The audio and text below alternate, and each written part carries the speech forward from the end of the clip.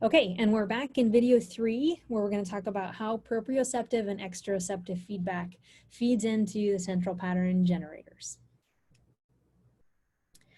Okay, so we learned already through Wilson's experiments of cutting, deafferentating the wings, essentially, that you do not need sensory feedback in order to generate a rhythm. They can do, the central pattern generators, all those interneurons can create a rhythm without needing any sensory feedback. But we know that it does, and it can, and it does. So sensory feedback can and does change the rhythm. And so here are the a few of impacts that activating these receptors can have on the motor pattern. So we're going to start with the wing hinge receptor, and in panel A there at the top, you can see that the wing hinge receptor, and I'll just remind you that normally the wing hinge receptor fires when the wing is fully elevated, and so you have the kind of maximum stretch when the wing is up, and then it fires, and you get very rapidly after that, the depressor muscle starts to contract, and it brings the wing back down. So that's kind of the normal pattern, and it turns out that you can actually drive up the pattern in the CPG by activating the wing hinge receptor. You also can see on panel B here that the wing hinge receptor drives EPSPs in the depressor motor neuron at the same time that it drives inhibitory postsynaptic potentials in the elevator motor neuron. And so that's, again, this kind of reciprocal activity between what we would call extensors and flexors in the vertebrate system, and here we're calling depressors and elevators. You have a relaxation of one set of muscles at the same time that you're contracting the other set. Very important for muscle function. In the lower panel, in the campaniform sensilla, you have the opposite. So if you remember, the campaniform sensilla and the tegula are both normally firing when the wing is moving down. And so what it's going to do then is trigger the elevator to contract and the depressor to be inhibited. And so you can see that there. And it turns out that all three of these proprioceptors can reset the CPG pattern. So again, they're not required for the rhythm to be expressed from the interneurons, but the interneurons listen to them. Okay, so here's another reset experiment. You have the black bars kind of before you stimulate the proprioceptor in this case. And then as soon as you stimulate the proprioceptor, what you see is that the firing of the motor neuron in this upper trace, so you can see, I'm just drawing over it in red here, that this motor neuron activity is occurring at the black bars. And then after you reset or you stimulate the proprioceptor, in this case the tegula, then now the activity is happening before you would have expected it. And so basically you advanced the phase through that stimulation. So in other words, it's not required for the central pattern, but you can change the central pattern. So why should afferent or sensory information be allowed to impact CPG rhythm? This is probably obvious to you by now, but obviously you're going to have internal or environmental perturbations to flight. And so it's easy to think about wind perturbing flight, but you could also have things like muscle performance. So you guys have probably all experienced muscle failure at some point in your life when you're doing something that's really difficult, or you've been doing it for a long time, and all of a sudden, first of all, your form starts to suffer. You can't, your muscle can't kind of move the limb in the way that you want it to when it's starting to either run out of ATP or run out of oxygen and starting to produce lactic acid. Whatever it is, the muscle performance itself might change. And so you can have internal and external things that require adjustments to how flight is kind of happening in order to keep the body oriented the right way in space. So let's see if I can get this one to play. It's pretty simple little video. Oh, Maybe not. Let's see. I have to like guess where the play button is. Oh well, anyway, basically you can see the directions there. I'll just use my hand as an example. So you've got roll, which is side to side. You know, the locust is rolling side to side. You've got yaw, where the head, you know, turns, gets kind of pushed off track in one direction or the other. And then you have pitch, where the head goes down or up relative to the back of the body. So you've got possible deviations in 3 different axes in 3-dimensional space. Oh, now it's doing it. Was it doing it before? Okay. You guys have probably been watching the plane do this the whole time I'm trying. So it's moving on that screen, but it's not moving on any of my other screens. That's hilarious. Okay, well anyway, so there you go. All 3 of those things. So there's yaw. Okay, you saw them all. Go back to that's hilarious. Okay. So basically the model is that you have integration of sensory feedback to allow for adjustments, but you have central control of the behavior kind of in general. So in other words, you have kind of this peripheral sensory information in the on the left-hand side in the red that's considered bottom up, because you have sensory information that's coming up and then impacting the motor output. So that's like escape now. But keep in mind your goal direction, so you still have kind of the central integrative pathways that are controlling the overall goal-oriented behavior. And so you've got to be able to integrate both of those things for the locust to both avoid predation, but continue flying towards resources as soon as that event is over. So you're going to need exteroceptors, which are receptors that can transmit sensory information about the external world. And there are 3 of them that matter in the locust system. You have the compound eye, which detects deviation in all 3 axes. So it's basically similar to our eye, but it's complex. And so the processing is relatively slow. Again, this is slow on neural terms, so it's still very fast, but it's slower than some of the simpler detectors like the ocelli, which you can see in this picture on not a locust, but they're very similar here. These are the ocelli. You can see there's 3 of them. You have a medial one, and then you have one on either side of the midline, and that's important. We'll see in a minute. And these can detect deviation in pitch and roll, and they're essentially known as horizon detectors. And essentially those ones that are on one side or the other of the midline, if they start to detect horizon more or less than they would at the flat, when the body is flat, then they'll activate. And those are very fast. Okay, they're much more kind of reflexive than the compound eyes, which require like brain processing. And then you have wind sensitive hairs that detect deviation in pitch and yaw, and can also just detect wind. And they're, again, also very fast. Okay, so these exteroceptors need to transmit their information and impact the central pattern generator. And so you need neurons that are going to do that. And those are called deviation detecting neurons, or DDNs.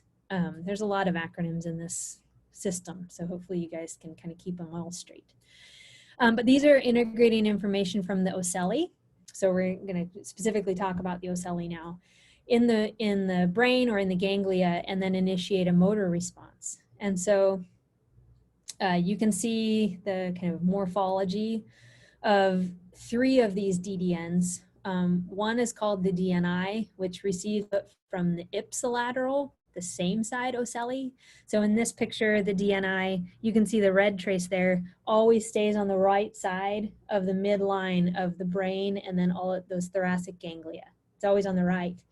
The medial, the DNM, receives inputs from the medial ocelli, and then the DNC receives inputs from the contralateral ocelli. And you can see in that trace, the DNC, up at the top of this trace, you can see that it crosses over to the other side of the brain.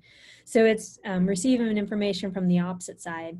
And so this type of setup allows for those three ocelli, when they're each transmitting information together, to provide really accurate information about role. So these neurons have really specific receptive fields. So, and some examples are on the left there, where the DNI, for example, this ipsilateral deviation detector, it responds to clockwise rotation, so roll, if that clockwise roll is directed toward the horizon. In other words, it's detecting that it's moving, it's rolling down. It also responds to really specific pitch and yaw scenarios, such that altogether, its receptive field is that it fires if the locust is making a diving banked turn to the ipsilateral side of the ocelli. So that's really specific, and that's helpful because when that neuron fires, then it's going to essentially trigger an interneuron response that's going to make specific adjustments to the wing output, the motor output, to correct for diving bank turn to the ipsilateral side. The DNC responds to a different scenario, and then of course you'll have multiples of these to have kind of all the different scenarios that could happen. So, and here you can see this is a DNC neuron recording, just showing that it's it has a specific receptive field where if the horizon is rotated left 27 degrees, you don't get much firing, but as soon as the horizon rotates to the right by 45 degrees, you get a lot of firing. And so it's essentially really excited by a particular orientation in space. And incidentally, all of these neurons will only fire if the wind receptors on the head are also detecting air current. In other words, that the insect's actively flying. So they're not going to input anything if the insect isn't flying. So how do they change flight behavior then? Well, they send information to thoracic interneurons called TINs that then project to the flight control interneurons. And it's thought that these TINs are essentially controlling steering. So they receive this input from the deviation detectors. They also receive input from the central pattern generator neurons. And that is essentially because it creates a gate for when information can be passed to the motor neurons. So they're only allowed, these TINs, these steering neurons, are only allowed to pass information at particular phases of the wing beat. And that's important because if you send an adjustment to, say, a depressor motor neuron, when the wing is going up, then you've lost the signal that could change the output of and change the behavior. And so you want it to happen at a very specific moment in the phase of the wing beat. And so that's what this kind of central pattern input can do to the TIN. So in this model, you can see there's a deviation up at the top, and it's the proprioceptors, the ocelli, the exteroceptors, the ocelli, the compound eyes, and the wind-sensitive hairs that detect the change. And then the deviation detectors are kind of processing that information through their complicated receptive fields. So they probably have to get particular information from each of the ocellis and maybe the wind-sensitive hairs in order to say, yep, we're bank rolling to the left. And so now it's going to send output to the TIN, which is, again, these kind of steering interneurons. But the TIN is only going to pass the control to the motor neurons if the central pattern generator tells it it's the right phase of the flight cycle.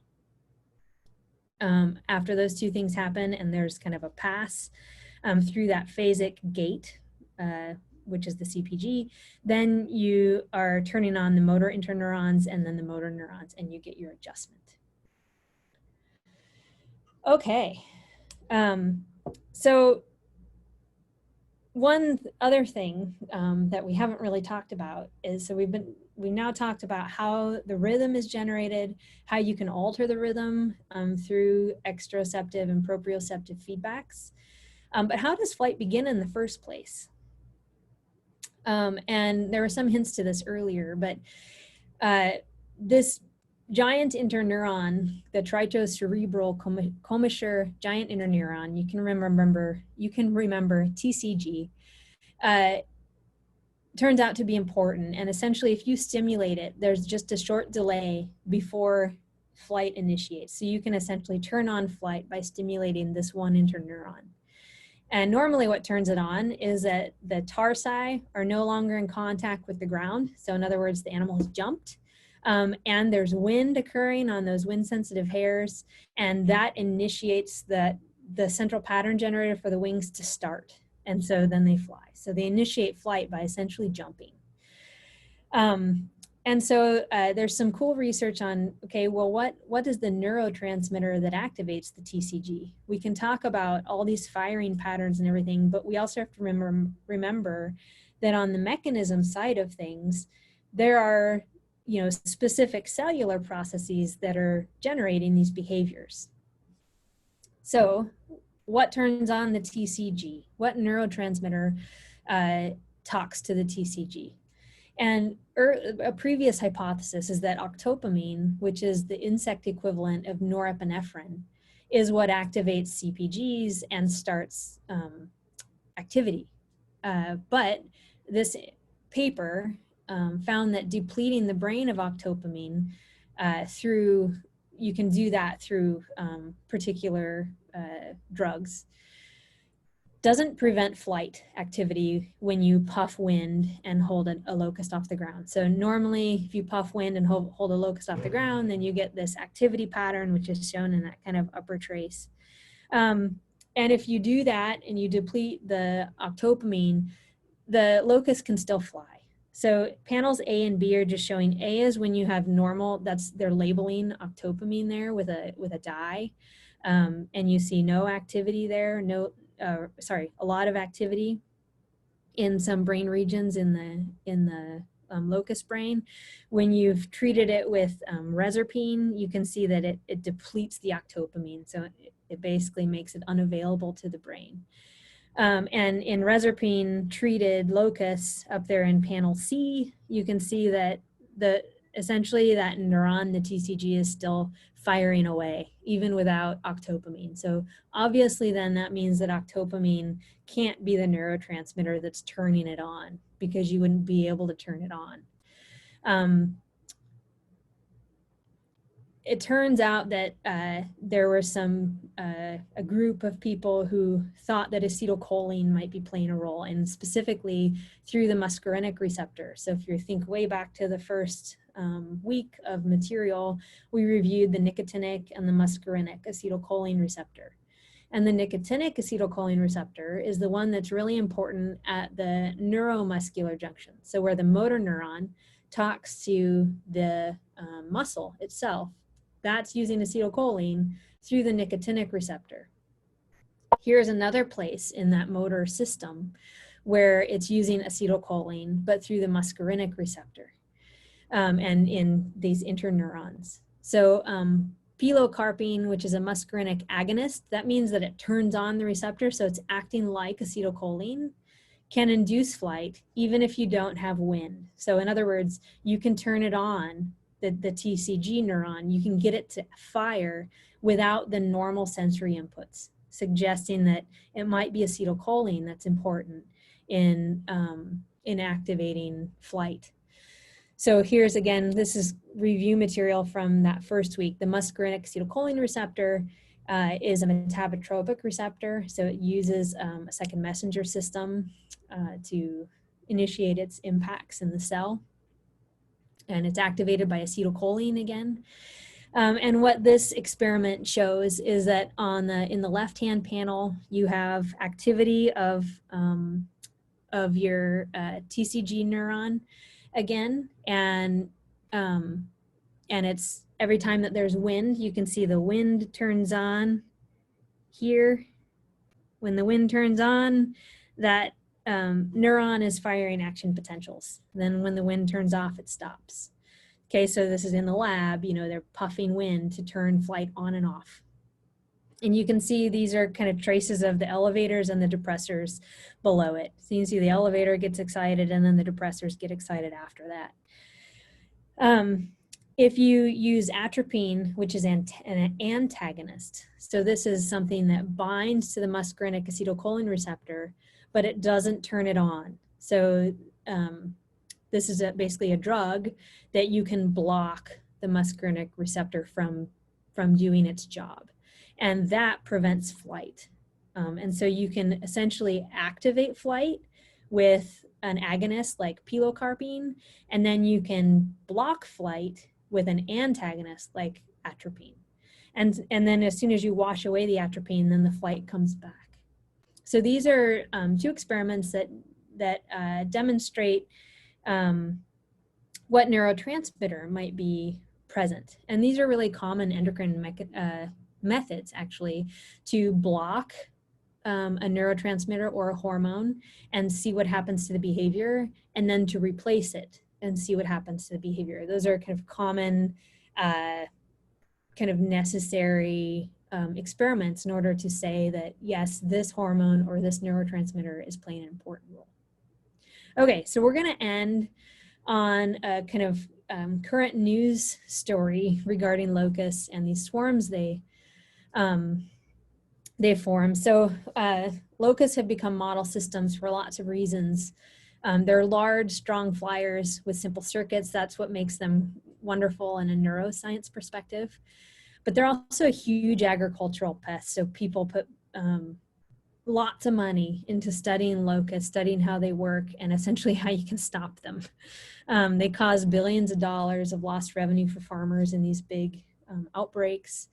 And more importantly, they cause dangerous food shortages for humans, but also for animals too.